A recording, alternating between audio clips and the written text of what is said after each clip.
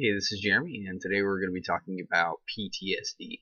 Now, PTSD stands for post-traumatic stress disorder, and is something that is relatively relevant in our field, and you see it a lot, and it's gained a lot of traction lately with people returning home from war, and with EMS and fire, and even police departments. The high suicide rate that we have in our industry.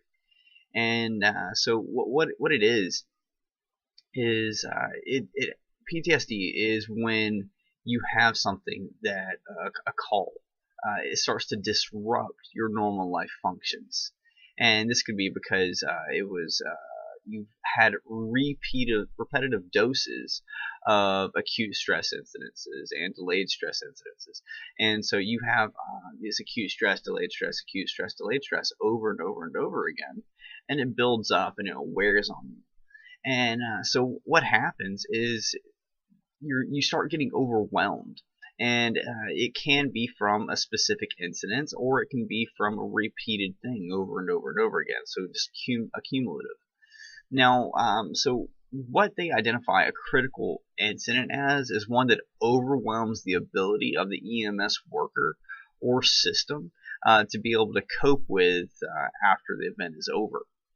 Now, warning signs of PTSD that we need to be looking out for is trouble getting an incident out of your thoughts. And that's going to be the first thing. So that can include flashbacks. That can include repeatedly talking about the subject, bringing it up all the time. And it's bothering you, and that's okay. Now, if you have nightmares or disturbances, that's also a warning sign of PTSD. And so the nightmares, they can be pretty aggressive, and disturbances, they can happen during the middle of the day. You can just be sitting there staring at something or smelling something, and it'll remind you of a call, of something you did or something you saw, and at that point it can trigger a stress response from it. Now, if you have any appetite changes, such as you stop being able to eat, so you become anorexic, or you bulimic, anything that could, like any type of eating disorder, anything that's going to affect your ability to intake food in both copious amounts of food or not enough food. So if you notice that your diet has definitely increased, and so your caloric intake is increased, whether it be junk food or whichever, if you notice that after a stressful incident, that could be part of how you're coping with it, or just the physiologic response that's associated with it.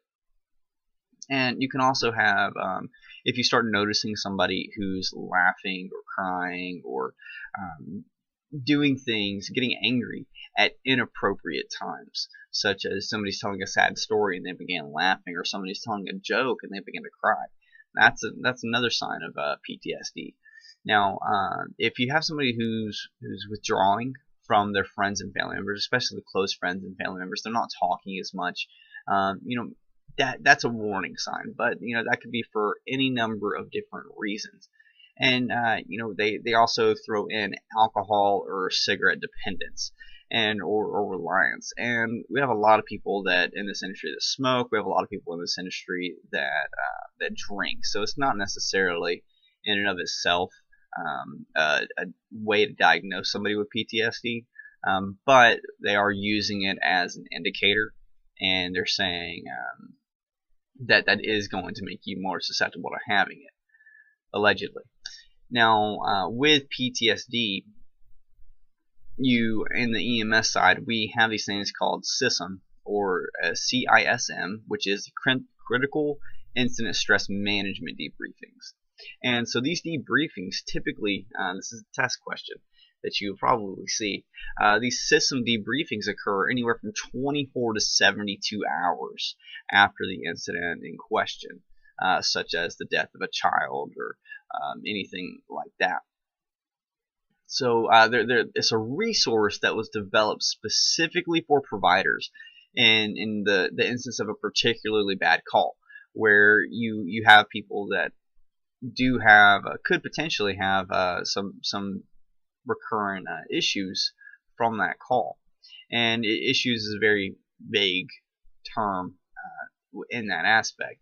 And these system debriefings, they're meant for a way to communicate how you feel and what you saw that day, and as a coping mechanism, so to speak. And it's the only people that are going to be there are really going to be maybe your immediate supervisors and people that are actually involved in the call. Now, these system debriefings, they're not meant for any protocol changes. They're not meant to bring about any disciplinary action. It's a safe environment where you should be able to speak freely about how you felt about that call. And you can choose to speak, you can choose to not speak, you can choose to listen to the other people that were on the call with you. It's one of those things. It's a resource that a lot of places are making available. Now, they suggest that we use system, or the critical incident stress management debriefing system, in the case of a serious death or injury of a fellow coworker in a line of duty, or even suicides of our coworkers. Those are both things that they will call the system for. Now, any mass casualty incidents, such as a train crash or a plane crash, anything that's going to involve a mass number of people experiencing large amounts of trauma, that's going to expose you as a provider to potentially a lot of trauma. And so that can have its own ways of manifesting within yourself. Anytime you have serious injury or death of a child, that's also a high stress situation for a lot of folks. So that's something that they recommend the system debriefings be held for as well. And then if you also have intense media attention to that incident, such as a car wreck or a shooting, or anything that's really can be put out there in the media, that's an issue.